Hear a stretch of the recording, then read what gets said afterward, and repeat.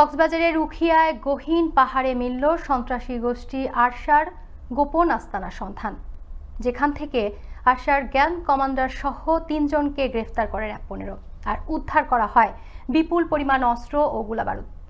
কক্সবাজার থেকে ইস্তেফারুকের প্রতিবেদন আরো জানাচ্ছেন কাবিউল আজিজ।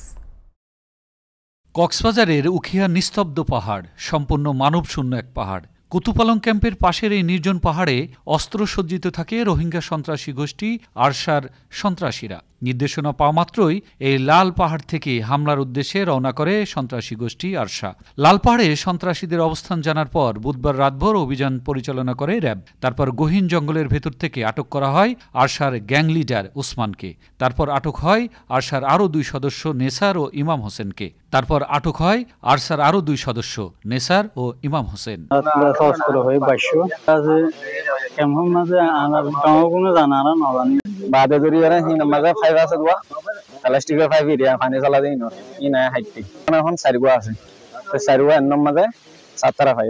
আরশা প্রধান আতাউল্লাহ নির্দেশে তারা কাজ করেন। পাশাপাশি মিয়ানমার গিয়ে হামলা প্রশিক্ষণ গ্রহণের কথা জানালেন এই গ্যাং কমান্ডার।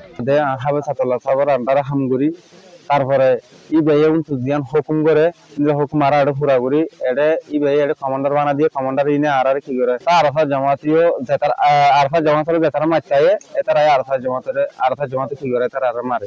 বৃহস্পতিবার দুপুরে কক্সবাজার র্যাব 15-র অধিনায়ক lieutenant colonel SM. Sajjad Hossain জানান, আরশার 3 সন্ত্রাসীকে ধরার পর মজুত অস্ত্রের খোঁজে পাহাড় থেকে পাহাড়ে তল্লাশি শুরু করে র্যাব। তারপর 22টা অস্ত্র, 100 তাজা গুলি, 4টি স্থলমাইন উদ্ধার করে।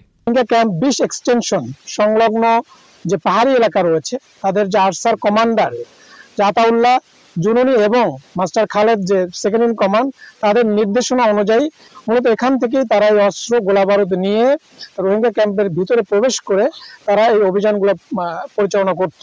এখানে যে আমরা গ্রেপ্তার যাদেরকে করেছি তার মধ্যে অন্যতম হচ্ছে বর্তমানে এই রোহিঙ্গা ক্যাম্পের যে গান গ্রুপ কমান্ডার ওসমান প্রকাশ মকবাড়ির ওসমান তাকে বলে থাকে, করিমুল্লাহ তাকে গান গ্রুপ কমান্ডার হিসেবে নিয়োগ দেয়। রোহিঙ্গা ক্যাম্পে নিজেদের আধিপত্য বিস্তার, দখলদারিত্ব, ক্ষমতা প্রদর্শনের জন্য অপরাধীরা অপরাধ কর্মকাণ্ড চালিয়ে যাচ্ছে।